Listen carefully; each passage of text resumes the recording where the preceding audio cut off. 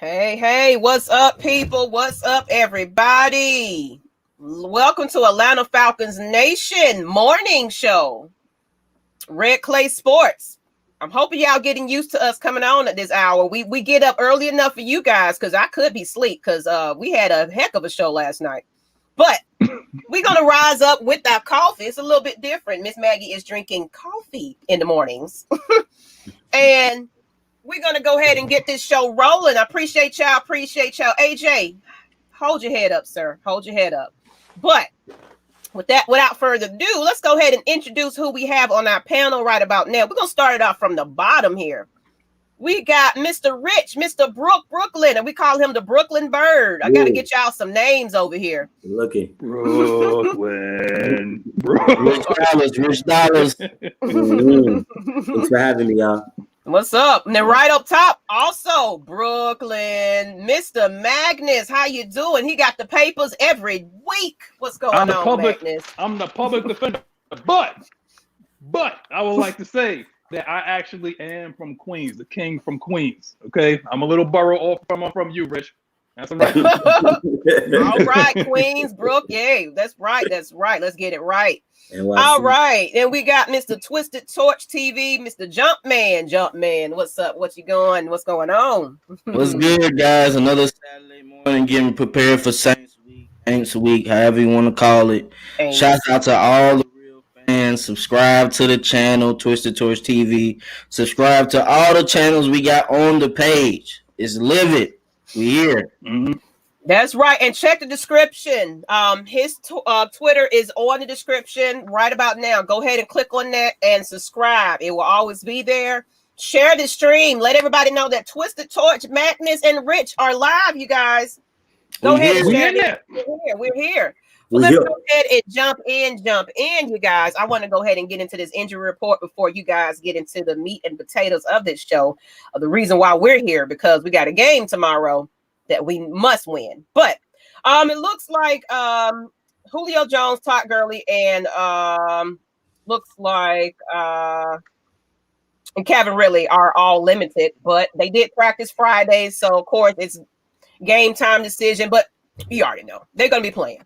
So the only person that is out is Carpenter, but you kind of know he was moved out on a he was kind of pulled off on the field, and it looked pretty bad for him, so he's going to be out. So really, honestly, other than people being limited, I think we're going to be pretty all right. We're going to have everybody, even Cool. They said he had a little injury with his knee, just a little bit. He tweaked it just a little bit, but I think he's going to be just fine. So that's all I got to say on the injury report. It's not much to be concerned with. We just got to get it, people. Mm-hmm. Yes. Shout out to my boy Cool. That's all right. You have a knee injury when you're kicking from distance all the time. That's all right. Resign. That's all right. Hope that man in the Pro Bowl. Yes, please vote for him for the Pro Bowl. And then also a video. We actually what somebody said last night that the Falcons have been getting a lot of media coverage lately. Have you guys noticed that? Oh God. Here we go. It's only because of the Saints. They show us on the media when they want us to fall and fail. That's the only time they show us on media. Well, they need to keep it up because we looking good over here, because it's always, that's why I don't even watch ESPN. It just be, we get like a little quick segment. Okay, the Falcons. All right. And then everybody else, it's like, can we get a couple of videos and crying stuff? And, can we get some highlights? Because the Hayden's Hurts thing was simply amazing. Shout out to Triple H, man. Yes, what a lot of people going through. I didn't think about that.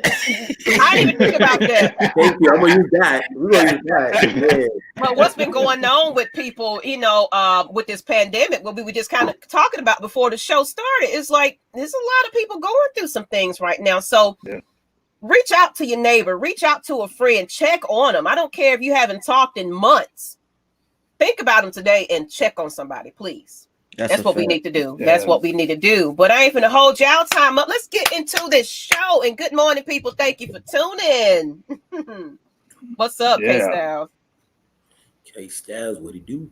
So what y'all want to start with? Joe. All right, Jumpman. Jumpman is the guy that sets the tone. Lead off hitter. Let's go, brother.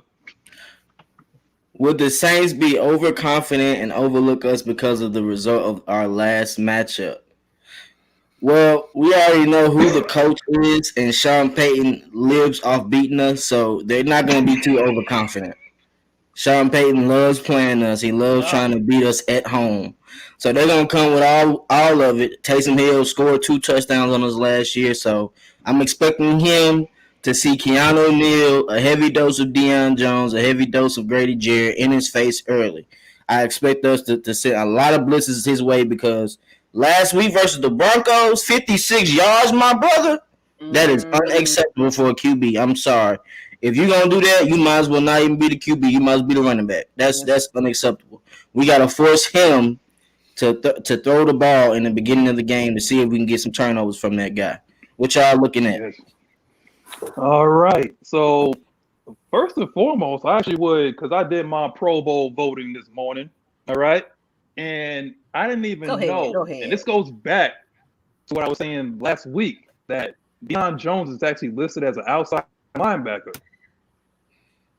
Just saying. And I was talking about having him coming off the edge with some heat and whatnot. And Foye Oluokun is actually listed as a bye-bye. And I actually see that actually happening this week too. Look at that. Some He's the Saints killer. Right. He's the Saints killer. Yeah. But the only thing I'm saying is that I don't think that we'll be overlooked in terms of the Saints because they get up for playing the Falcons. But I do sense a little bit of overconfidence because of the way that they kind of manhandled us and the way how Cameron Jordan, actually we'll talk about that in a later segment. Cam Jordan and Demario Davis basically ran roughshod over our offensive line. And I believe that they probably will. I mean, the thing is, like, the definition of insanity is doing the same thing over and over again, expecting a different response, right? The only thing is that they don't get more crazy and more insane than Sean Payton. I believe that he's going to do the same exact thing that he did to us the first time until we actually find some sort of, some sort of remedy for it. So I actually believe that, yeah, they will send more heat. Cam Jordan will try to do what he does. And also is the fact that they don't even move Cam Jordan. So why not try to do something? Up Jordan's the left end that's going to line up over your right tackle all game. Every time. He don't move. He don't kick inside or nothing like that. So they're going to have to try to at least – Cam is going to do what he does. He anchors that line. He's going to do what he does. But you're going to have to keep like a tight end or something like that to chip or what have you. I don't know. What do you think, Rich? So what I don't think the Saints will overlook us. Honestly, they can't really, based off our last performance last week and what we did. We really was brought back to life. We somewhat revived a little bit and had a little lifestyle team, showed some sort of an identity. Any good team can't really overlook nobody. It's any given Sunday. It's football at the end of the day. You never know what could happen. That's a fact. And just being that right now we're looking like the underdog. So it's like pretty much, the underdog is always coming out on top with some heat. You can't underestimate us. Just being that it's a rivalry game and we know we got to get this W. It's a guarantee. We have to get this W. And everybody knows that. So there's no ifs, ands, questions about it. We got to get the W. So well, I ain't gonna lie, Mr. Magnus. We can't have him blocking. We gotta use him to his strengths, bro. We gotta put him out, line him out. Oh, you talking about Luke Stalker? Luke Stalker? Yeah, Stalker. Definitely Stalker. Well, I ain't gonna lie, Stalker missed a lot of blocks though. When we do them play action calls versus the Panthers, he missed the block. Versus Seattle, he missed the block. So every time he usually comes in on that first down or second down, he ends up doing an error, and we either get a fumble or we lose 6 or 7 yards. So honestly, we gotta use this guy right here. There go that man. We gotta use him the whole game. Do not let him go to the sideline. Make sure we use him as a mismatch, straight up. I mean, is it me or the fact that I see a lot of there is no kind of motion or not a lot of motion like in our offense? I'm seeing how a lot of things like this, like a lot of offensive coordinators like imaginative and they use a lot of misdirections, like want to start one way and come back around and stuff like that. But what I see is that we come up to the line and maybe Julio goes in motion or he'll motion up close to maybe like the tackle or the tight end. And maybe that's about it. Why not just kick out Hayden Hurst, because Hayden Hurst is just a converted wide receiver. That's all he is. And put him out on the outside, more than likely he's going to be a corner, which he's bigger than, or he's going to be a linebacker, which he's faster than. So I just put him out there just to see what you got. Spread out the zone. You know, because I guess like from what I'm hearing, Jackrabbit's not playing. So somebody's going to eat on this offense. Somebody's going to eat. Because more than likely they're probably going to double Julio Jones. So it's going to have to be Ridley or it's going to have to be Hurst. And you know Dirk Cutter takes both of those guys out a lot. Hey, I appreciate you, Buck. You already know what it is, bro. You know we can match up with them. We can match up with anybody, in all honesty. But my boy DC, he already know this is the play I was talking about with the Panthers. We really use him to block a DN who has a chance to go to the Pro Bowl this year. Burns from the Panthers. Yeah, oh my Brian God, Burns. that was the worst I ever seen by a tight end block. I don't know if maybe he didn't know the play because it looked like that was his man and he literally ran right past the dude. But let's get to that next one. You brought up Cameron Jordan, so will Demario Davis and Cameron Jordan repeat their dominant performance versus our offensive line? Jesus Christ! I'll let you go with that, Mr. Magnus. Go ahead. No, Rich, take it. Well, I'm saying like at least for one of them, we got to slow down one of them at least. You know, there's no way being that we're going to see who's going to be replacing Carpenter, but just being that Demario Davis, he's going to be blitzing those A gaps, you know, trying to attack those left guards and stuff and those gaps with the blitzing and gonna try to confuse whoever that is going to be our left guard. So that person just gotta step up. Cameron Jordan, for what I've seen from the interview with Caleb McGarry seems excited for the matchup. You know, he has experience playing against this guy. So some moments it didn't work out his favor. Sometimes it actually did. He had good games. So let's see what Caleb McGarry do with Cam Jordan. So it's going to be a battle fight for all 4 quarters. So let's see. This time we cannot have them do only bull rush on us, bro. They literally, all 4 defensive linemen did bull rush the whole game. Yeah. McGrady's a big tackle. Yo. Jake Matthews is a big tackle. Y'all do a better job as OT. Jumpman, they went to the Tack McKinley School of Pass Rushing. All they did was just bench press all game. That's the whole. I'm like, dang, bro. I know McGrady at least bench 400. McGrady bench at least 400, dog. That's unacceptable. We can't have that. And then also Chris Lindstrom, like as far as the offensive line, we gotta help towards Cameron Jordan. If we block Cameron Jordan, Matt Ryan will have at least 2 more seconds because the guy on the other side, I don't know who they think he is. They must think he's Ryan Kerrigan from the Washington football team because he's not. Just because you have 91, just because you wear 91 does not mean you a killer. I don't want to hear that. Block him with one person and double team Cameron Jordan. As far as Demario Davis, we have to put him in coverage. We have to make him guard somebody. Don't just let him sit by the line and then wait for Matt Ryan to step up and get an easy sack. Don't let them win easily. Like, come on. First and second down, we have to do a better job of staying ahead of the sticks. Do not let it be 3rd and 6 to 3rd and 10 because, come on, man, our receivers, they got hamstrings, you know. We can't be having them, you know, jog into their routes and then we don't get a chance to, you know, get the first down. Because sometimes it takes longer. If you're getting double coverage, it takes longer for you to get open. And we all know that. So how you feel, Mr. Magnus?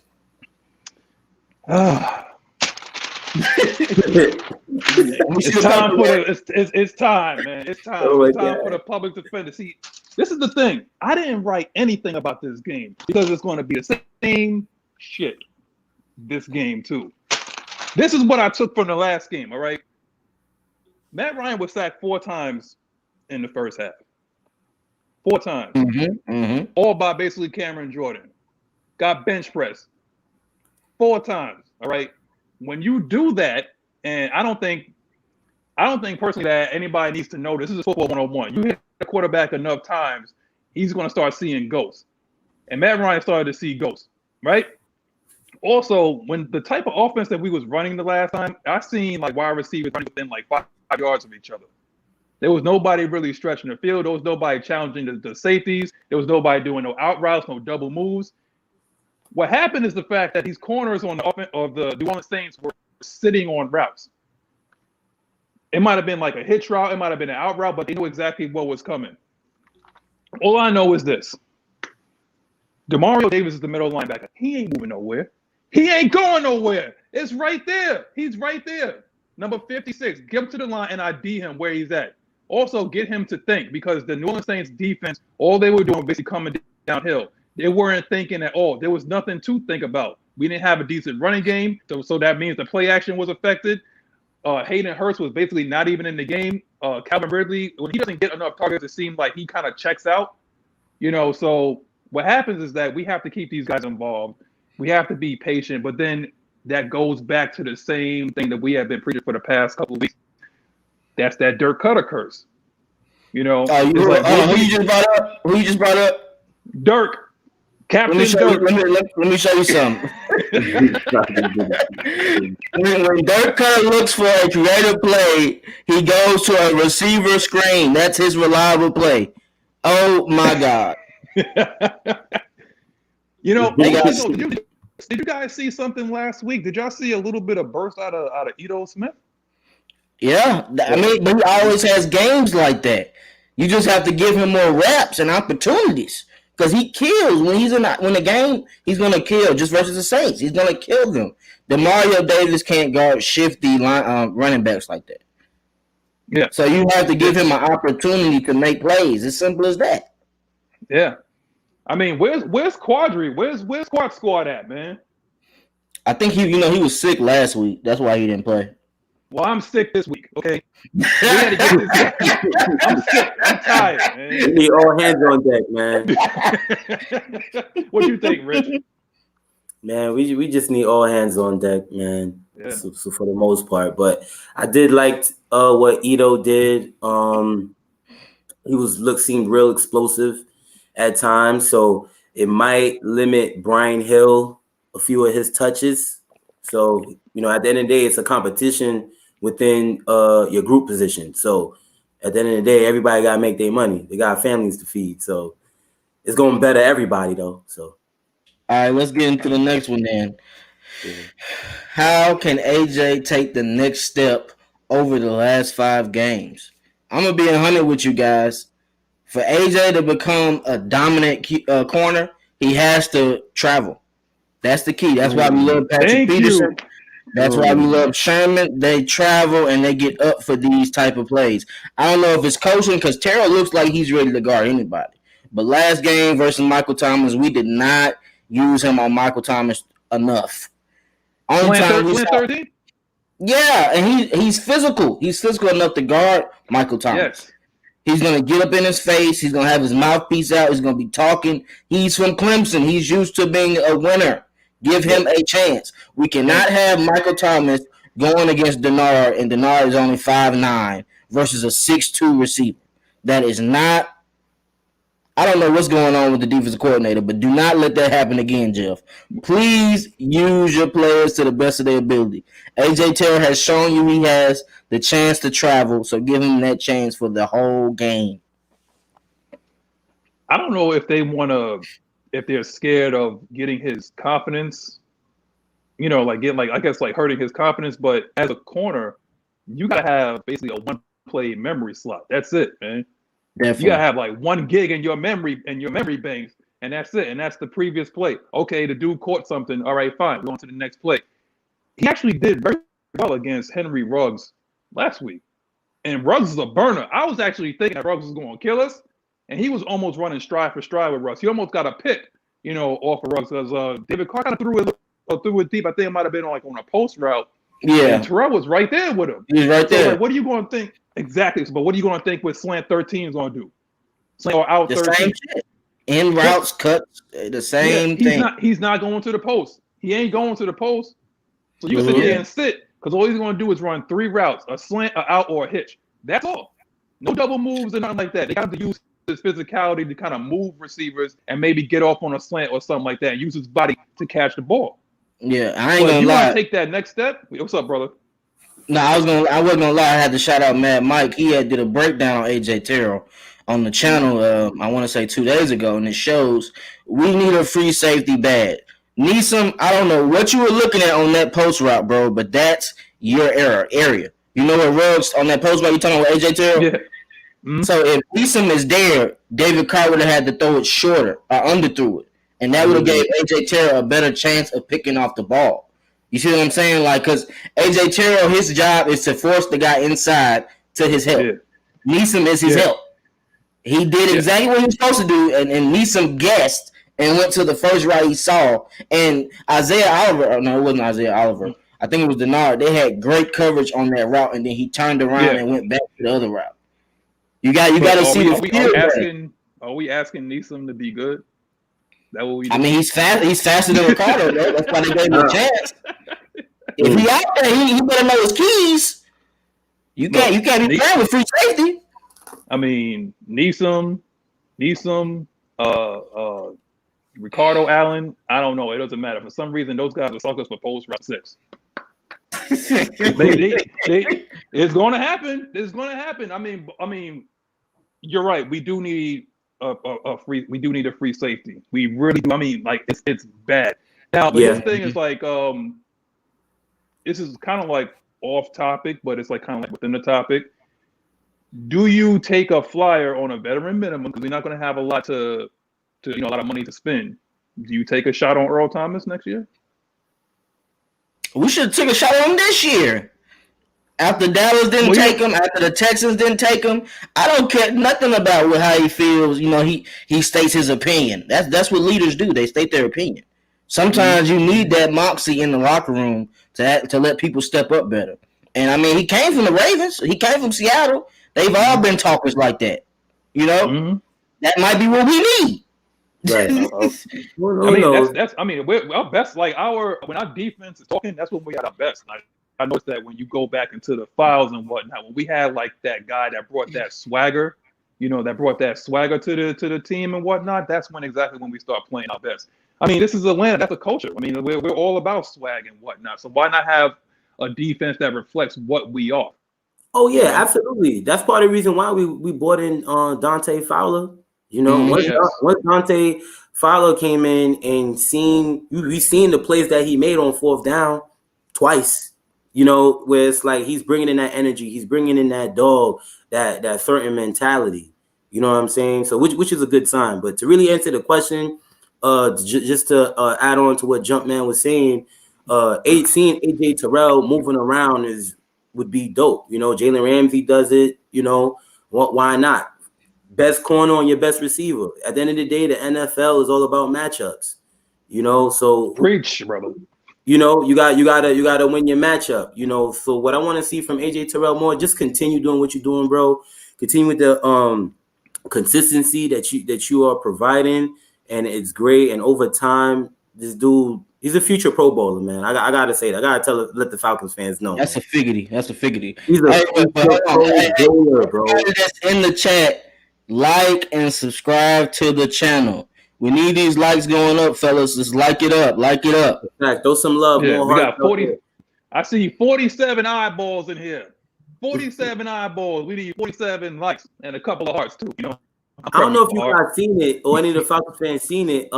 They had a little interview with AJ Terrell just describing his first interception and all that stuff. Like body language, eyes, like all that stuff. Like it means a lot. Like, and you see it. You can read all of that. You know, and he just got one in the books, y'all. He just got one interception in the books, yeah. Yo, be excited for AJ. 5 more games too. He got a chance. 5 more games. He can do something else. But our next question is: do we have a possession receiver rising out in the ranks? Well, I'm gonna tell you who I think mine is. I don't know how y'all feel about this. Let me get to it. Give me a quick second. I think we got a Mohamed Sanu in the ranks. I like Christian Blake.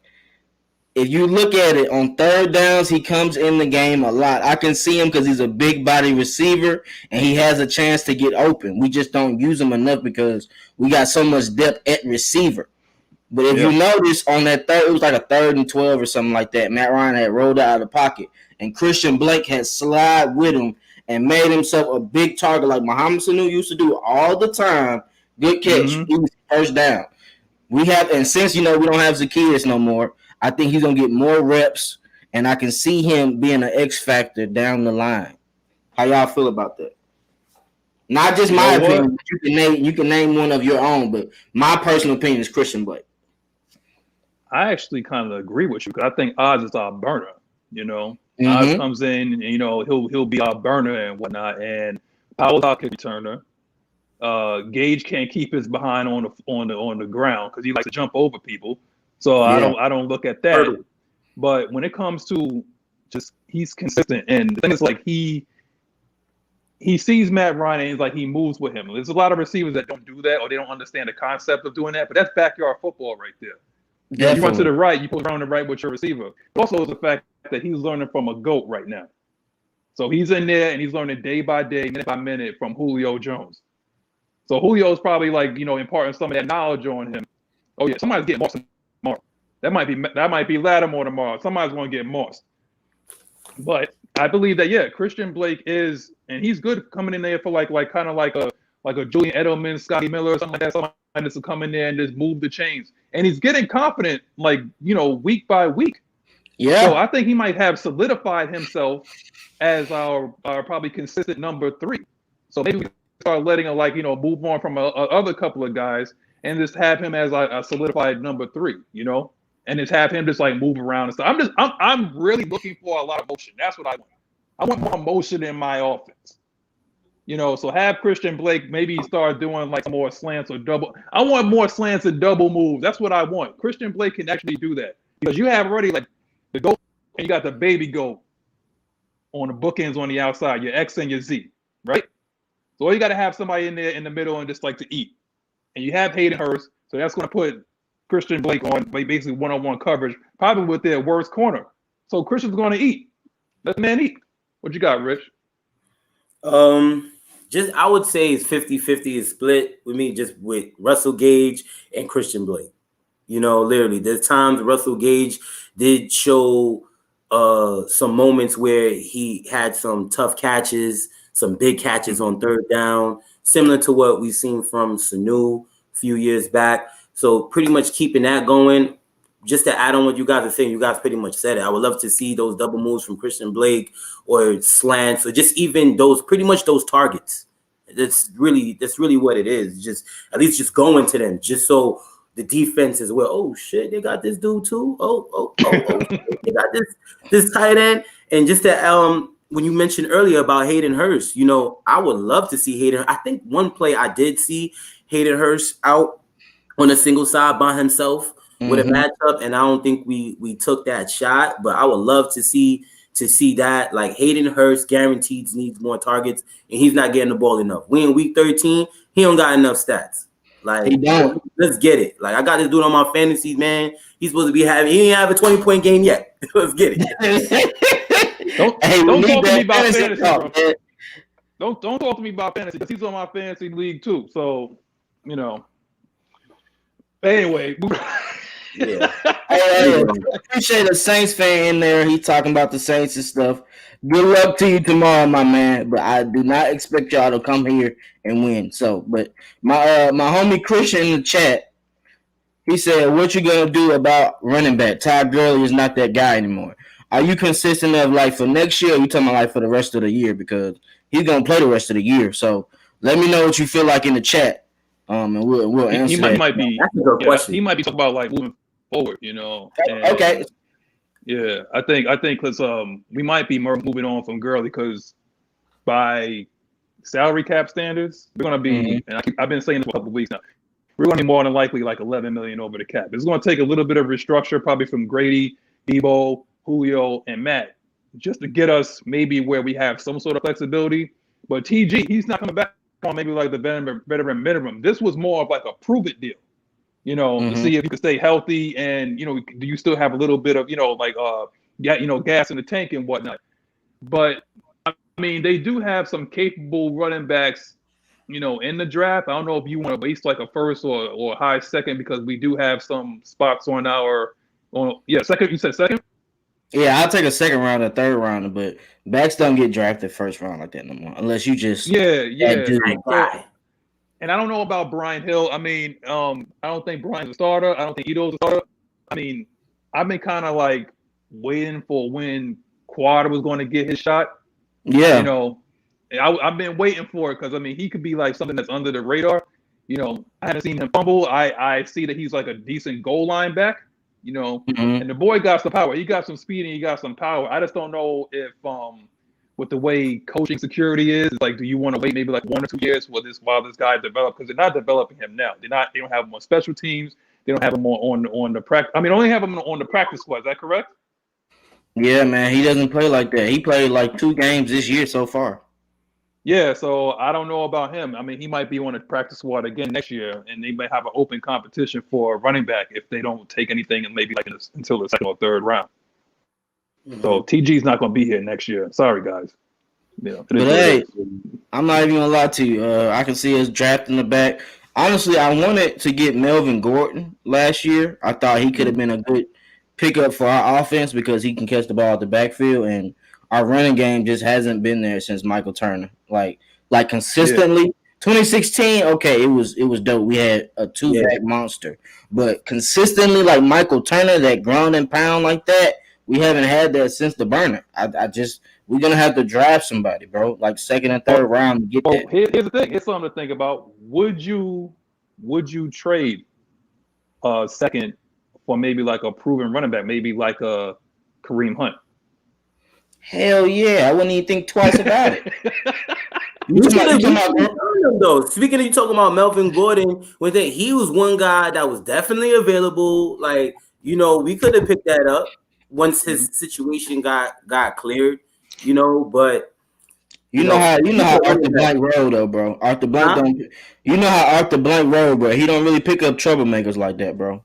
Yeah, that's true. That's true. You gotta represent the organization and stuff the right way. I think that's why we stayed from Kareem.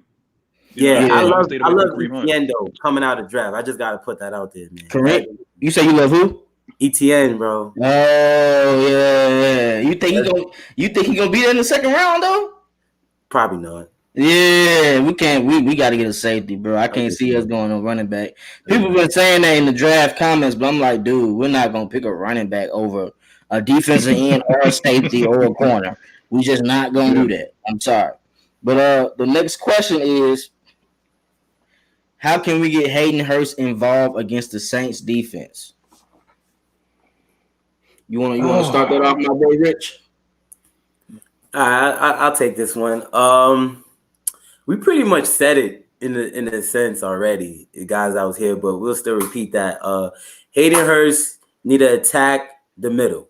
Simple. Like we mentioned, Demario Davis. Who they got? Levante David, right? Who you talking about? Who? Huh? Who you talking about? Levante. The other linebacker they just signed. He's a. Oh, you talking about Alexander? Alexander. Right. Alexander. So, you know, LSU. Those matchups is huge, very huge and crucial. So the way how we can use Hayden Hurst, mainly in the red zone. In the red zone, he got to get those targets, man. Like, it's just simple down the middle. That was the game plan. He's got to eat. You know, if we lining him up in different segments, and then we could work. We could work. I like to see so last week they ran a screen game with him, I believe. And he almost broke that one. We could run that play again, but it's specific timing for when the Saints are not recognizing that. So, you know, let's get this guy the ball, man. Just put out a nice interview out, you know, expressing the way how he feels. Shout out to him. You know, let's reward the man at least. Yeah, we need to get him involved, bro. Like the way it's looking like they can't throw to him enough. Or is he hurt? Because he looks like he plays every game to me, and he still looks fast. But on those screen calls they run, it's like he don't be having the vision because somebody's always on the ground able to trip him up. Like 2 times, I'm like, yo, Hayden, you too fast for that. Stop waiting on these blocks. Nah, he was tight after that play. That's not. Don't get me wrong. Now, I mean, Hayden Hurst ain't no ballroom dancer. I mean, he ain't got good feet. You know, he can run. I mean, he runs straight, but he ain't no ballroom dancer. This ain't Dancing with the Stars with this dude. He ain't going to jump out nobody's tackle. But what I feel is they use. I mean, for some reason they use Hayden Hurst very close to the line of scrimmage, and I know he's supposed to be like a safety blanket for Matt Ryan, and Matt Ryan's always done well when he has a tight end as a safety blanket. Mm-hmm. But this is the first time since Tony G that Matt Ryan has had an athlete at tight end. Mm-hmm. And what you got to do is that when you have a guy that can run as fast as a wide receiver and is about as strong, as a linebacker, is that you have to use him in the way that he should be used. I mean, I can imagine a lot of offensive coordinators right now salivating at what they can do with a guy like that. I mean, you see Travis Kelce, you see, Zach Ertz is having an off year, but you could see Zach Ertz, you could see a George Kittle. When guys can imagine, when you have like athletes all over the field, you have mismatches all over the field. And I can't understand why Dirk doesn't understand that. And you keep putting him like close to the tackle and learn him on drag routes or out routes and stuff like that. They use him as more of like an outlet in case somebody blitzes, as opposed to just having him out there and making the defense account for him. Because if I know that this guy is only going to stay near the line of scrimmage, if I can blitz, all you need is about 3 seconds to get to the quarterback, even less than that, if I send enough. So, granted, if I would use him more on like post routes, I would use him more on like I would really want him to attack. I call him the groper. Malcolm Jenkins. He holds on pretty much like every play. I would want to use. I want basically I want Hayden Hurst matched up against Malcolm Jenkins because of the fact that this guy holds on every play, and I want the referees to see this stuff. And I want him to start throwing the flag because I don't think that he can run with him. That's why he's always, you see him, that's why I call him the groper. He's always rubbing up on somebody and holding somebody. Definitely. The thing with Hayden Hurst is, man, they don't use him how they're supposed to use him. Like if we just being honest, Hayden Hurst can be spread it out. He can be in the slot. He can be outside where you have 3 receivers on one side and him single by himself. Then on that chance, you will see Malcolm Jenkins either come down or they're going to put Demario Davis out. If they put Demario Davis out, run the ball up the middle. Simple as that.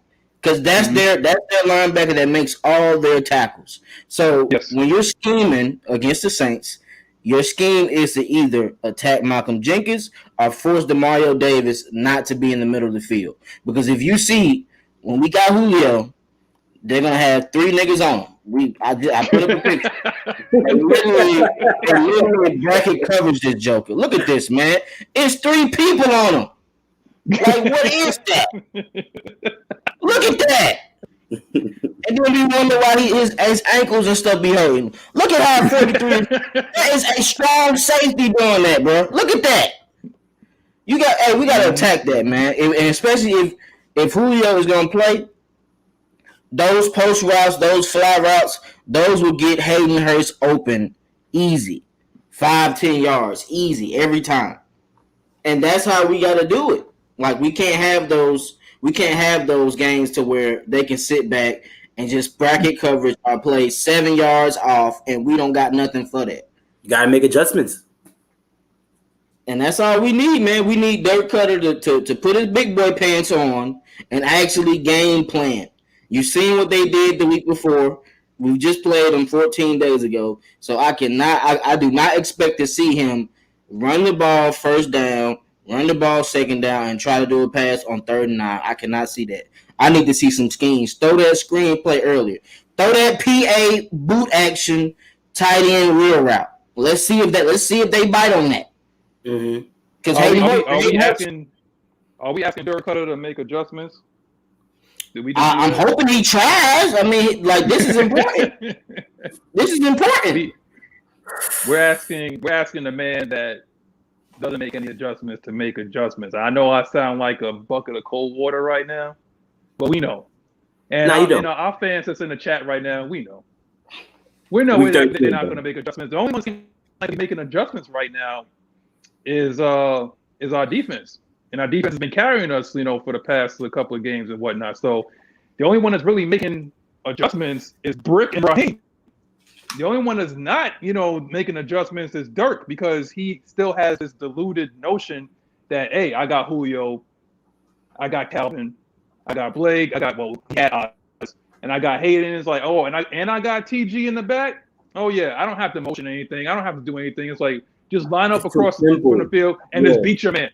Go ahead. Yeah, when you line up like that, you can do that. That's pretty much what the Titans do. The Titans, they just line up and go. Sometimes they're a little creative with a little something, but line up, who's more physical, pound, get the first down. Sometimes they don't always work out that way. And therein lies the problem, because the culture with the Tennessee Titans is toughness. Line up across the, from the field from you guys, and I'm going to pound you out with a 250-pound bat. You're going to get this work. That's their mentality. That ain't here in ATL. That's not here. You ain't got that. Like, there's nothing wrong with being, creative to get people open. There's nothing wrong with that. But here's our next one, bro. Raheem Morris done enough with the team to qualify as a quality candidate? I see Jumpman smiling. Go ahead, bro. Listen. I like his 4 wins. It should be 5-1 under him, but he has to beat a team like the Saints. So after this week, I can decide whether he deserves to be the interim. Like, everybody's already rooting for him. I'm like, that's cool. I like the black coach thing in Atlanta, a majority black area. But listen, he has to beat big-time teams first. I got to see him versus primetime games, versus the Bucks, versus the Chiefs. That's when we can tell if he's an actual coach that can outdo a perimeter coach. Like Sean Payton, we already know he's like he's going to the Hall of Fame for coaching. We're expecting Andy Reid to go to the Hall of Fame for coaching. If he beats one of them coaches, out-schemes them, outsmarts them, then I can say, oh, he deserves the job. That's just me right now. So let's see. The question is like, has he done enough to qualify him? And I think we differ from this like week to week. Because I was ready to send him. Like every time that we score, you hear that railroad. Like that steaming, like I was ready to send his ass out on a railroad on the first thing smoking out of Atlanta, because I was done after that point. But the question is like, has he done enough to at least like qualify to be talked to? They do have to do the Rooney Rule anyway. So you gotta sit there and talk to the man anyway. But this is, and just like what TB3 says, this is a prove game, but also over the next 5 games, you gotta see. But if they do happen to give him a shot, Dirk Cutter cannot be back on this staff. Like, he has to rework this. This is Dan Quinn's staff. This is not Raheem Morris's staff. Let's just go all the way 100 with it. This is Dan Quinn's staff. So the only person I believe that probably will stay over the course of, moving forward probably will be Brick, because Brick has shown, and he has his thumbprint on them linebackers. And between Foye and Michael Walker and Debo, they have been playing their ass off, and that has been the strength of this defense. So shout out to Brick for doing that. Yes, sir. And it seemed like Raheem Morris, when he first came in, he was like a secondary. He was the secondaries coach. So shout out for him having his thumbprint on AJ Terrell and Isaiah Oliver. Like, they have been playing, they've been playing well. But what they're probably going to do. I truly believe that they may go offense this time. We've been touting that, fix the defense, and you've shown that if you have anybody with like half a brain, the defense, the ability is there, the talent is there. All you need is a defense coordinator with half a brain to be imaginative and send guys to be aggressive. So I think that they might try to salvage Matt Ryan's career and try to go, offensive coordinator. Because again, I don't want to go off again like I did last week, but we ain't taking a quarterback in the first round, guys. Let's just stop that. I'm gonna attack that in Q&A, but we're not taking a quarterback in the first round. It ain't Trevor Lawrence. It ain't Fields. They're not coming. First of all, I don't want a quarterback from Ohio State anywhere near Atlanta. unless it's in a national championship. I don't want no Ohio State quarterbacks nowhere near Atlanta. Y'all know Bro, that. you gotta I chill, fucking know bro. that. Come on, man. Big Ten. Nah, but Stop. How you feel, Rich? So with Morris, man, like we're gonna see this game pretty much. Like, you know, he 4-2. You know, obviously should be 5-1. Like, I'm still not even over really that Lions game, believe it or not. Like, I got 2 holes in my wall right now as we speak. after that damn. That's one reason why I feel like, Rip, he shouldn't necessarily be a candidate just off of that. But I do gotta give him credit, just being he did have a shift in mentality that he showed for the team. Like, I actually do see that. Like, I feel like those guys are playing for him. And just to jump on what you said, Magnus, like, Brick, he's been doing an amazing job since he got here. Like, and believe it or not, guys, Falcons fans and everybody, we still gonna keep some guys on this coaching staff for next year. You know, obviously, I don't want Dirk. We know we want Dirk out. That's guaranteed. Jeff Albrecht gotta stay. You know, some people on the offense gotta stay. You know, but if we keep Raheem, though, it'll be tough, man. If he'll be a head coach, but we gotta bring in a heavy offensive minded coordinator where they would make an impact on this Falcons team. So. I mean, I feel like Raheem deserves a shot. Don't get me wrong, because his first time, he was a young guy, so he was learning. He's got a lot of experience as far as being a defensive coach and an offensive coach. So trust me, he deserves a chance. If he comes out this season and makes the playoffs, we already know he's gonna get a chance. They're already looking at him. Arthur Blank already says he likes him to be a coach down the line, but it depends on how he finishes. So, I mean, I think he deserves a chance. After this, I got a question for y'all. Okay. Well, let me tell them something. Hey, let's get these likes up, man. I see we got a lot of people in here right now. Let's get these likes up. You know, like the stream. We always here every Saturday giving y'all some hot takes. Subscribe to all the channels. Once again, Twisted Torch TV, Atlanta Falcons Nation, Mad Mike. Let's get these subscribers up, guys. But go ahead with the question, my man. Yeah, so I want to ask you guys and the Falcons fans, everybody, if you were Raheem Morris and you was in his shoes, how would you arrange your coaching staff, pretty much? How would you align this coaching staff? Mind you, Raheem Morris is a guaranteed head coach right now. Just saying, just for the question, you know. So Raheem Morris, hypothetically, you talk about hypothetically. Yeah, I'm just saying, Raheem Morris is your head coach. How are you gonna align the rest of your coaching staff? Well, I'm keeping Brick to be the defensive coordinator, for sure, and I'm going to get an offensive coordinator. I mean, I feel like our offensive line coach has made some strides compared to last year to this year. Like, his only real hiccup is that Saints game. The offensive line has played good besides that Saints game. So my only thing is the offensive coordinator, and I think Raheem Morris can handle that. Like, he knows either we need a new generation coordinator coming from college ranks, or we need to bring somebody over from a team that is killing it. And we already know the Chiefs, their offensive coordinator is going to be a head coach. So, I mean, I don't know. I want to jump in real quick, you guys. I just wanted to give a shout out to Lieutenant Dan in the chat. I appreciate you watching tonight. Y'all see him. I just had to get on and give a special shout out. Thank you, sir, for watching. Thank you. Y'all go ahead and subscribe and follow his channel as well. Awesome content over there. Yeah, all right. Big fan, Dan. Big fan. So, you know, I can actually follow that up to see that. What do you think benefits Matt Ryan more? You know, because we know that he's not a downfield quarterback. He has a decent arm. But you see what happens with in Tampa Bay. You see what's going on down in there, where a West Coast offensive quarterback goes with a guy that likes to fling downfield. It doesn't work. It does not work, and it's just all it is just to put butts in seats. I actually look like at Matt Ryan right now because our defense has been carrying the load lately. Do you believe that Matt Ryan now is kind of like the game manager, just come in there and just don't screw up? You know, Nah.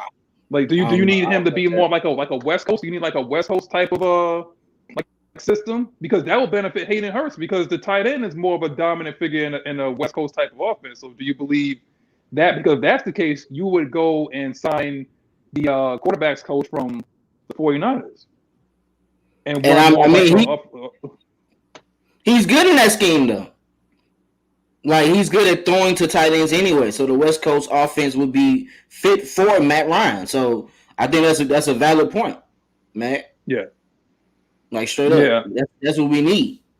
And I mean, Matt Ryan, he reads film. He knows film. He knows his keys. He knows all that. So if you put him in a scheme that's going to benefit him, that's what coaching is all about. Making sure you put your players in position to make plays. That's all he needs. Yeah. Give him a more up-tempo offense as well. Yeah, and he also benefits, of course. And this is, like I said, this is just going back to football 101. It's like take care of the ball, have a decent running game. And you said we haven't had a decent running game since the burner, right? Yeah. Well, not including 2016, because I think that was good. I think that was good scheming, honestly. See. And that's the key word for today, folks, is scheme. You don't have to have like a glitzy glamour coach. That's why, I'm kind of off of the Rex Ryan thing. Is like I don't believe like you have to have like a big splash, like as for a coach or anything like that. I just believe you just have to have guys that know X's and O's. That's all. Just get some guys that just knows like X and O's, and put guys, because we hear this thing ad nauseum every week. We need to put guys in the right position to win. We got guys in position to win. Well, that's what you got to do. Dirk hasn't been doing it, but we know that he's gone. But ideally, it's like, I believe we need to go back to like more of like a West Coast format. I think that's dope, bro. Rich, you sitting there listening to us. What you think? You asked the question. I'm just soaking everything in. Like, you guys have some amazing answers, man. Great job. But I pretty much, because I really would love to see Eric Bieniemy as our offensive coordinator. Sad to say, like, realistically, he'll be a head coach at another organization. But man, you guys said it. You guys scheme, man. It's all schemes. It's all schemes. Well, let me ask you something, Rich. Let me ask you something though. Like, if you was Eric B, right? Now here's the jobs that might be yours. Just a little bit, You're Eric B, okay? And I'm interviewing you. Eric B, would you go to the New York Jets? Hell no. Hold on, Eric B. Hold on. Eric B, the Jets just you got a chance at getting Trevor Lawrence. I don't care. You go to the Jets? Nope. Eric B just says he doesn't care. All right, here we go. You have the Houston Texans. Would you go to Houston Texans? Young quarterback, mobile. Kind of like a Mahomes-esque. Would you go to the? I'm trying to really be Eric B right now, bro.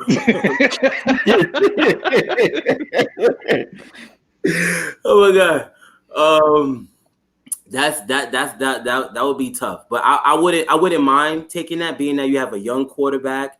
You got Will Fuller, he just did some dumb shit. But a few of those guys. But fuck that. Come to Atlanta. You feel me? We got the guys you need. If I'm Eric Bieniemy, I'm coming to Atlanta. You got all the pieces you need. Besides being a mobile quarterback. Like, not saying nobody cares about being a mobile quarterback. What it is when it comes to being a mobile quarterback is as far as extending plays with your legs when it's needed. That's all it is. Matt Ryan takes care of the ball. He make the proper decisions that he need to make. That's all it is as a quarterback. Be a game manager. Take care of the ball. Do you remember when we went to the Super Bowl? Matt Ryan was doing a lot of bootlegs and stuff like that. And I remember a lot of guys that was on commentary was like, man, Matt Ryan got some wheels. I didn't know that he could roll out. It doesn't take much to roll out. Matt Ryan could move a little bit. That's all you need to have a little bit of wiggle. Certain times he extended plays with his legs a little bit, but at most cases, I've seen a stat where the most mobile quarterbacks, they got sacked the most. Yeah, that really matters. Like you know what I'm saying? Like, at the end of the day, it's all scheme. Eric Bieniemy, if a head coach, you don't want to be a head coach, pull up to the A, man. and turn this offense up. Yeah. All Let's right. get these questions and answers. We got a New Orleans Saints fan. He wants to ask a rhetorical question. So, how do you stop Taysom this time around? Listen, we already know how to stop Taysom this time around. We saw he can't throw the ball. Keep him in the pocket. If you force him to make throws down the field, he's gonna either throw it short or he's gonna throw it terrible. That's what we have to do. We can't let him get his 230 pounds and go left and right and literally do power formation and have guards pulling to the other side. That play is crazy. The linebacker and the safety have to get in front of those guards so we can get right to them. All it's going to take is one tackle, guys. I've seen him in all the families watch. When he's at QB, he fumbles the ball a lot when he's in that pocket. We've all seen him. Yeah. He's showing he still can't read coverages too well yet because Sean Payton has had him doing all these things, tight end, receiver, running back, like QB options, all that stuff. So we have to force him to read the field. We might do a little bit more scheming this time, though. We might be sending slot blitzes, send Isaiah Oliver. We might have to send Keanu Neal a little bit more. But listen, do not do that one safety thing. Put two safeties back there and force him to either make us get out of it or we're just going to stay in front of the chains the whole time because I'm not worried about him in the pocket, in all honesty. Well, I mean, if we come up with that cover 3 bullshit that we did before, or some cover 2 when you have Deion Jones try to run stride for stride with Emmanuel Sanders, then I'm gonna turn the TV off because I ain't trying to see that. That's like watching Titanic and rooting for the ship to win. It ain't gonna happen, man. I ain't trying to watch that BS again. But what I would say is that they got humbled. Atlanta got humbled. Like you went out there and got embarrassed in the worst way by Taysom Hill. And a lot of people don't take Taysom Hill seriously, and that's the reason why this defense should be embarrassed and should go out there and put on a better performance. Because you went out there and you got mollywopped by somebody that you got no tape on. Where is he from? BYU? Like seriously, he ain't from no football powerhouse. And you went out there and you got made this guy look like the second coming of Peyton Manning, or the fact of Drew Brees. Look, I swear I thought he was wearing number 9 for a minute. I swear I thought he was. The way he was throwing that thing around, and it seemed like Raheem Morris and Brick were just looking at each other like they didn't know exactly what to do. They didn't want to make no kind of adjustments or nothing like that. So and he only was going at this dude. He was only going at Michael Thomas. Mm-hmm. Yeah. So if we go out there and we have another performance that we did a couple weeks ago, we're going to be on the next 30 for 30. Taysom Hill against the Atlanta Falcons defense. Watch. We're going to be on that 30 for 30. We'll be on ESPN. Watch. Go ahead, Rich. So for the most part, man, I think I seen somebody said in the comments, we gotta make Taysom Hill beat us with his arm pretty much. We gotta keep him in the pocket and contain. There should be no way if we have Tutu Mariner or Dante Fowler, whoever that has contained, he cannot extend the play and go outside of you. That gotta keep him in the pocket. You understand what I'm saying? The last time when we played him, he did take a shot downfield. Mm-hmm. It wasn't really that accurate, but I'll still live with that. You know what I'm saying? Definitely. But the main key too, as far as us blitzing. So we've seen that been working. So when we're blitzing, and if we're playing man, and they want to do the quick game, it allows you to be more aggressive and understand the route concepts that might be coming your way as a corner or something like that. Just to play that better. Y'all gonna see. But once you execute those blitzes, he gonna panic. Taysom Hill is gonna panic, and then we're gonna create turnovers. So magic things will happen. All right. So the next question is, how do we stop Michael Thomas? I mean, to be honest with you, man, when you play the Saints don't win games against us with Michael Thomas. Usually the times they win when beating us, they usually go to the tight end. The tight end kills us or the running game kills us. So our main objective is, like usual, to stop Alvin Kamara. And we got the AK stopper with Deion Jones. As you see, I told y'all 2 weeks ago, Alvin Kamara has never scored versus us. He finally got a score, but how many yards did he have this game? He had 44 yards. We have to keep him contained. If you keep him contained, that shows that we are giving Taysom Hill a chance to try to beat us. And I feel a lot better with Taysom Hill trying to beat us than AK trying to beat us, because AK can literally jog around and score touchdowns every time. I don't know how he does it, but he literally jogs to end zones a lot when we play him. But as far as Michael Thomas, I just think that on a couple plays we can bracket coverage him, but we need to make sure we put big corners on Michael Thomas. Don't put Denard on him. Don't put Sheffield on him. Either Isaiah Oliver would help, or we did give AJ a chance to go man on man, because AJ is way faster than Michael Thomas. Yeah. We're really going against the New Orleans Saints here, and for better or for worse, Crash 4, forgive me if I butchered that name. He's right. Saints have 11 guys that do their job. They have a coach that's, proficient in X's and O's, right? Like, they scheme people open. That's what they do. Wait a minute. Hold on. Wait. Yo! Hold on. We'll throw for almost 300 yards, passing with 2 E's, 55 rushing with a TD. Not 300 yards, man. That's just disrespectful, bro. Hey, so he throw better than David Carr now? Oh man, hey, appreciate you being in the comments, bro, but you are bugging. Yeah. 300 yards throwing, bro. He can't even throw the ball down the field, bro. He's frost. You have to throw 40 to 50 yard completions to be able to get 300 yards successfully in a game, especially knowing the fact that y'all run the ball too. Like, that's not possible, bro. Like, we talking about the wrong person here. I see if you talking about, Patrick Mahomes, he can throw for 300 yards easily. Tom Brady, he can throw for Drew Brees can throw for 300 yards. Not no Taysom Hill, bro. The only way they getting 300 yards thrown is if Jameis Winston comes in the game. But you know what's funny? Don't you think like Sean Payton would be arrogant enough to have him try that? Because what happened the last time? What? Yeah.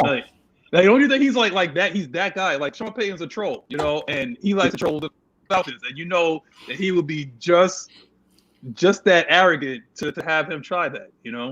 Now, I would say this to a certain point. It's like, yeah, I respect the Saints, but y'all putting like Taysom Hill on like a huge pedestal right now, and you might want to kind of come down off that a little bit. Yes, he had a big game against us, but you need to know also is that we split with the Saints a lot, and that's with Drew Brees. So let's not say that this guy, you touting this guy as like the next like big thing and whatnot. Yes, what he did, he went out there, he beat our ass.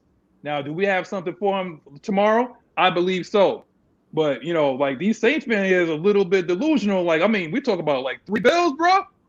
3 bills. Wait, 2 touchdowns? He said 2 tubs, right? Yeah, he must be talking about running touchdowns because he hasn't thrown a touchdown yet. 5 rushing yards. He hasn't thrown a touchdown yet. And he's finna see a heavy dose of Grady Jarrett tomorrow. Tomorrow. He's gonna see a heavy dose of him. Hey, but I ain't gonna lie to y'all, bro. I need to see more of him. Mario Davidson. Hey, I brought him up last week. He showed up last week, bro. I feel like he's that type of D tackle that's gonna bat a lot of balls. He's gonna jump up bat balls. He's gonna get pressure to push the pocket, force Tatum Hill to come to those D ends much faster. Mm-hmm. Him with Grady Jarrett on the field at the same time can be a heavy X factor. Yeah, Magnus made a great point. Just being that last performance that we had against them, the defense didn't show up at all, and just obviously based off the last week, what we did last week, and how they played, and there's a rivalry game, they have no choice but to answer. You got to answer now. Mm-hmm. You know what I'm saying? So defense going ball out. Honestly, I ain't worried about it, y'all. I'll be honest. Michael Thomas too. I'm not even worried about that. I believe. Oh, Rich, you ain't worried about it. I'm gonna tell you real quick. For real. You feel me? I'm not because it's different now when you have Drew Brees and Michael Thomas on the field at the same time. Now that shit is dangerous. You know what I'm saying? You know what I'm saying? Taysom Hill and Michael Thomas. It takes time to build those connections, and like you said, Jumpman, like recognizing the coverages. You know what I'm saying? I don't think he's that more comfortable with that yet. So, I think defense, once Jeff Ulbrich, and we're gonna create different matchups, and we're gonna try to confuse him so he won't know who's blitzing, who's coming. So once we do that, it's gonna be lit. We're gonna have fun. And let me talk to Buddy real fast. State of Black and Gold podcast. How do we contradict ourselves, bro? We basically said that Taysom Hill can't do what Drew Brees does. We all know Drew Brees has thrown for 300, 400 yards in this series before. We all know that. But he's not playing. So, of course, we can name him since he's not playing. You have Taysom Hill playing. And we both know he's not throwing for 300 bills. You know it, and I know he's not throwing for no damn 300 bills. So let's chill with that. Okay, so here we go again. So here we go again, right here. Check this out. This is all they got right here. This is it. The score is going to be 28-3. Y'all still on that? Y'all still on that? Are y'all still on that? When y'all won the Super League for the pass interference? I mean, if you want to go troll for troll, let's do this. But you can't sit there and bring up like 28-3, bro. Like by this time, it's like all Falcons fans are over that, But you said who pass interference? What was it? Gardner. It is. Which one are you talking about? Oh, Which one are you talking about? Which one are you talking about? These are all playoff games, by the way. Since y'all wanna show love on our channel, let's talk about something. These are all 3 playoff games. We all remember what happened, and I don't even root for y'all to lose in the playoffs like that. But I was happy when I saw it. But both of us lose in like heartbreaking. Like people who say they're not worried. Really worried. I mean, if I was a Saints fan in the playoffs, I'd be worried because the last 2 years it ain't worked out well for them. So I'll be kind of worried too. But the only thing is, like, you can't sit there and look at this as like an easy dub. You know how these Saints Falcons fans, like these Falcons games go. You know this. Let's just be real as a real fan. Y'all know how these things go. You throw all these things out the window, stats and all that kind of stuff, and it's just going to come down to one thing. And it's like whether or not the offense will show up or the defense will show up. We know Sean Payton's he's scheming right now. He's going to go all the way up until like the 12th, 13th hour before the game, scheming, to basically get his guys open. That's why I wasn't trying to answer the question about Michael Thomas, because it might be Emmanuel Sanders. It might be somebody else. I like Emmanuel Sanders though. Emmanuel Sanders is honestly that's their mismatch versus if you want to be technically honest.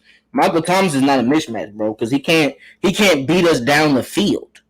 So if you're not scared of him beating us downfield and you have fast, quick corners, you can play 6 yards off of him and just attack the ball. Just read the QB's eyes. That just goes with the defensive line, the front seven playing with the back end. If they play together, it's gonna be easy. And secondly, when we played them 2 weeks ago, they wasn't scoring like that in the first half. They had to get it was like 10-9, right? It was like 10. Yeah, I don't know what you mean. Like it wasn't that hard. Our offense didn't make plays. The defense stepped up. The offense didn't bring their mailbox to come to play. You know what I think? I'm gonna say real. Like it seemed like the whole the energy of the team just deflated after we did that stupid Hail Mary at towards the end of the half. When Mike Ryan we had the field goal, right? Yeah, it was like an interception or whatever like that, and the defense went.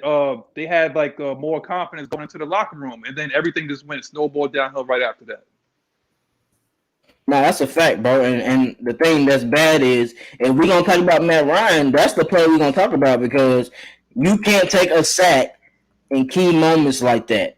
With the game going to halftime, you have a chance to get 3 points. He takes a sack, forces out of field goal range because Koo is money from 50 and beyond. He's been money. Mm-hmm. He took us out of field goal range. Then we threw a Hail Mary, which we know Matt doesn't throw Hail Marys like that. So it ended up being a pick going into halftime. You can't have those type of plays. That's the same thing that happened in the Super Bowl. He took a sack before the game to get a field goal, and what happened? You can't have those moments. Anytime you can score points, use it. Take advantage of it. Even with the Lions game, when we went for it on 4th and down, and we had 3 points. That cost us. If we would have took that field goal, they wouldn't have been able to win the game. It would have been tied, and we went to overtime. It just shows you the stuff that happens. Like, points are key when you get down there, man. You have to take advantage of those points. Yeah. So let's get this wrap up going right here, man. So for these fans out here, because we want to wrap this up. We've been trolled by ridiculous, 28 to threes and all this kind of stuff. We heard that. We already heard that. Find some new material. So this is the wrap up. I got to add to my wrap up. Let me go last. I definitely wanted to address something that's kind of happening in the background right about now. I want to address this once you guys are done. All right. What I'm gonna say from now on, when we on a morning show, is that I like how these fans, and I support all y'all. I'm glad that you guys came out. You woke up this morning, whether it was the troll, whether it's the talk smack, it's all love down here. All right, we're rivals. We do what we do, but it's all love down here. Exactly. Predict the score, people in the chat. Predict the score. That's what I want to see. I don't want to see no stats or nothing like that. Predict the score, and I swear to God, if I see 28 to 3, I'm gonna lose it. Okay, but predict the score. All right. Come on, give us the score. Let me see some scores right now. Let me see some scores. I got 31. No. 31-28. 50-yard field goal by team's MVP, Younghoe Koo. 31-28. Okay, well, I got 27-24. The same way, same field goal. I'm looking at that score right there. 24. 38-9. Sheesh. Well, yeah, that means we're gonna put up a clinic. That's Big Ten football right there, man. But I ain't gonna lie to you either, though. This is a key game for Dirk Cutter, so I can see Dirk Cutter stepping up a little bit more in that first half. It's about how he gonna finish, though. See, Christian agrees with me too. 27-24. I can see that definitely. Yeah, that score is happening a lot in this division. Like in this series, that score is happening a lot. It's facts. Ooh. What you got, Rich? What's your score, bro? Mike on. I would say maybe 17-24 around that age. Around that range. 17-24. It's gonna be a close game, but I don't see the Saints running it up on us. Do not see that. I could see them sneaking in a little 17 points, little field goal or something like that, but Yeah. Okay, we got Ms Maggie, and we got Mad Mike in the room. Yeah, I think we kind of got to address this one. I'm going to keep it professional, Mad Mike. If you're going to jump on, I'm going to keep it. Hey, okay. Hey, Mike, I will drop you off. I would like to make this, I'm going to make it short and sweet. Huh? Look, can I address this? Can I address this? You got a lot going on right about now, Mike. So can I do this? Please. Thank you. So I want to address this. I don't know anybody that catches the UK guys, the Atlanta Falcons Nation UK guys. I was just on their show this morning, actually. If you got a child, mute your mic. But I made an appearance just to, give them some love and everything. That's what I do. We try and support each and everybody, but at the same time, Atlanta Falcons Nation has over 60K followers throughout social media. It's impossible to keep up with each and every body. Okay. You know what I'm saying? So we may not comment, but we're seeing your content. We're seeing you. We support all Atlanta Falcons Nation, Atlanta Falcons creators, regardless of who you are. We've had people come on. We have people calling in. We give that respect to anybody. Mm-hmm. But when you decide, because you're in your feelings, because we actually made an appearance on the show at the same time, because I guess he saw that I was there. He decided he wants to jump on. It ruffled his feathers, if you will. But he decided to create a whole entire video in regards to Atlanta Falcons Nation not supporting his channel. Sir, as you can see, we have a ton of things going on right now. Monday through Sunday, we're creating. We're busy. I'm producing, okay? These people have real jobs, have a family, have life outside of this. YouTube is not just our only thing. I have a full-time job. I'm a mother. So the last thing I need to, let me see what this content creator is doing up. If I see you, all cool. Shout out to you. Respect the hustle. But when you want to take subliminals at us because we're not commenting on your things, maybe, sir, we don't like your, what you're creating. Maybe you come off as a little too aggressive. Maybe I'm hearing things about you saying things that people dislike, sir. So if you want the truth, we don't like your content. How about that? So if you want to make subliminals and everything else, we can see everything, sir. Tell them again, Maggie. Get off your high horse, sir. It's people that don't like you. So it's some little questionable things that you've said that is kind of made me put a little eye up. But because you are a content creator, I'm their support. We've had you on. You've called into shows. You've done this, sir. So what more do you want? Let me say this. Okay, I can't hear you, Mike. Let me say this. Can you hear me? Yes. Let me say this, and I'm going to make this clear.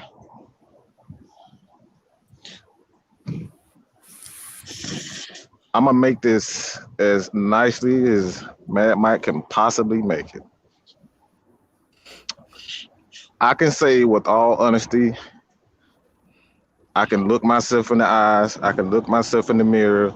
I can be happy with everything that I've done, that I've accomplished, as it pertains to not only AFN, Mad Mike Sports, but I can just look at myself as a man and say, you know what, Mad Mike, you've done everything you possibly can to show everybody love, period, point blank. But one thing I will not tolerate is someone going on social media, you know what I'm saying, that I've actually helped multiple times. Can't nobody in this business say that Mad Mike has never helped them. Nobody can say that at all, period, point blank.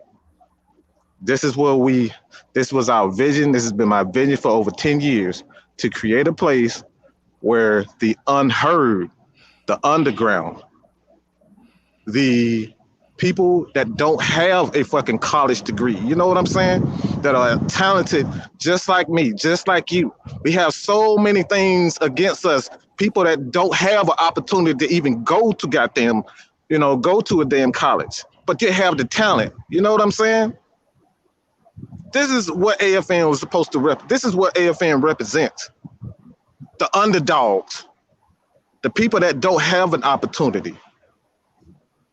So for someone to say, man, Mike, bro, like, you're not supporting me. You're not doing this. You're not doing that. Look, bro, that's a lie. Can't nobody tell me. Can nobody look in my eyes from your boy Rise Up Rita, the Rise Up Rundown, Logan, CC Ryder. I've done shows with CC Ryder. I've done shows with Lieutenant Dan. I've done shows with the Feel Our Sports podcast. I've done things with Pound for Pound. I've done shows with everybody. I've reached out to people like Aaron Freeman. Gave me absolutely no love. Scott. All these people. I've reached out to all these people. And for someone to say, you know what, Mad Mike is doing this and, taking these subliminal shots at us and all that type of stuff, man. Like I said, I'm not going to keep on repeating myself. But if you don't like what I do, we're running a business here, man. Like, that's for one. We're running a business here. And it's all about positivity. It's all about helping your brother and your sister accomplish their dreams. Because, like I said, there's a lot going in the world right now as far as this COVID thing, all over the world, not just here in Georgia, New York. You know what I'm saying? My brother's from New York. This is why I got these dudes on here, man. They talented. I see something in someone, I give them a shot. It's up to you to do what you have to do. And if I don't like what the fuck you got to do, Well, don't take your business. I just don't like it. Do your own shit. Do Yeah, your my own power thing. going in and out. My Do power is your like own thing. flipping on and off. So I'm sorry, you You know what guys. I'm saying? Like seriously, if we don't like what you don't have to like everything. I don't have to like you. I don't have to deal with anything that you got. Maybe your shit is just too damn negative. Just make it that. I'm a positive person. I don't deal with negativity. I don't deal with that. So like I said, man, it's all love. You never hear me talking about, you know what I'm saying, talking about this dude trash and that dude trash, man.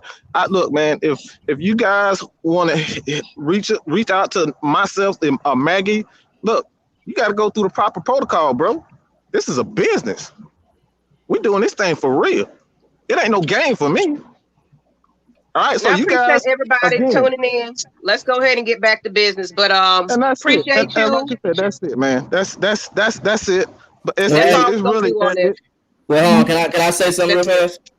go ahead, bro. I'm Go not ahead. gonna lie to you, man. Maggie and Mad Mike have did an exceptional job of finding talent. They ain't the type of people that's gonna hate on you and say that you're not this, you're not that. If you hit them up on social media and you in these comments and stuff like that, they'll give you a chance. It's never been an issue with that. You don't have to throw salt on people to get your name across, man. That's not how this works. YouTube is a channel for everybody to get love. You don't have to hate on nobody or throw salt on nobody to get your name out there. Period, man. And that's it. It's all about love, bro. Like I said, it's all about positivity. Ain't no beefing. I don't do beef. You know what I'm saying? I'm a man. I don't do beef. I get it over with. I get it. I address it and I get it done. Period. Point blank. So I love the show, dog. Like seriously. But it's like I said, it's an Transport, etiquette. It's a don't jump off. We just had to address Yeah, something real I was quick gonna because say it have that. Yeah. happened. We appreciate you for following. We appreciate our Who Dat fans, everybody. This is the last thing you're gonna hear of it. I see your Who Dats and all that, Joshua Knight. Appreciate you. But look, we here for positive entertainment, and I don't like when people try to create a beef. And that's something that we're not about, okay? But on to the next time, you guys, make sure you follow Atlanta Falcons Nation. All these guys on this panel, Mad Mike Sports. Look at my power going in and out today. I don't know what's going on today. That look And crazy, it's Maggie. not even a storm. It's not even a storm right about now. So I don't know what's going on. oh, But I already it's told you what it over. was. Damn. I told you what it was. see, look, it's going. Somebody's That's house is crazy. haunted, man. The house is haunted. I don't know what's going on, people. That's right. It's all about the spirit of football, you guys, and that's what we got It's to keep all it down. about. That's why we love the Saints fan, man. Look, bro, this all about football and positivity. But we're not gonna take disrespect, bro. Like I said, man, I'm a positive guy, but when I see some stuff that I don't like, you know what I'm saying? You know what I'm saying? Like a lot of these people have platforms to reach certain people. You know what I'm saying? And you have that power, man. You got to do the right thing with it. You know what I'm saying? I know the power that I have. Myself and Ms Maggie up here looking like a goddamn ghost. She look like she about damn the spirit of what's that damn puppet, that little damn doll, and that You should have scary seen movie. Chucky. this in and out. My internet, I'm about to jump off. My thing tripping. I'll peace y'all. Peace. Yeah. But yeah, it's all like I said, man. It's all good, man. But we got a lot of these people have power, man. And how you doing, man? We have power, man. We have power. We got to do the right thing with the power that we have, and that's all I got to say. It's really about that, man. Respect each other. If you don't like what he got to say, just don't comment or don't make videos on people. So, man, y'all continue to do y'all thing. I love y'all Appreciate talent, you man. guys. Y'all already know that. Y'all already know that I love y'all talent, bro. We would never even reach out to you guys if we didn't see anything again. So it's all love. Saints fan continues to support your boy, man. It's all good. Talk, like, come in and talk stuff. Come in. We had the phone lines up soon. So it's all that, bro. Charles, you good, bro? Show up tomorrow. Hopefully my power be acting right by tomorrow. But show up, Yeah. go out, win or I'm gonna lose. say I this. want to see Saints fans afterwards. So bring it. Yeah. Bring your behind. I got to watch my mouth. Bring your friends. Bring your friends. Bring them all. We want it. Come subscribe to the channel, bro. It's all love. There ain't number love on here, dog. Like for What you real. want, And like, also say one Ryan. of the basically like I say, like I always say, because one day when this thing is over, I want to be able to meet all these people that be in here, man. I want to meet everybody that's in here. I want to thank y'all for the support. Who Dat Nation, You know, we may not like y'all like twice a year or maybe 16 times a year. It doesn't even matter. You know, But I'll eat some when it gumbo comes with down you. to it, yeah, when it all comes down to it, it's all about love. But what I'm going to say is one thing, because we all going to meet one day and we all going to collaborate and we're going to meet and we're going to talk our stuff in person. But until then, mask up, show up, rise up. I'm out. That's I got to right. do it right now. And we'll be out of here. Peace.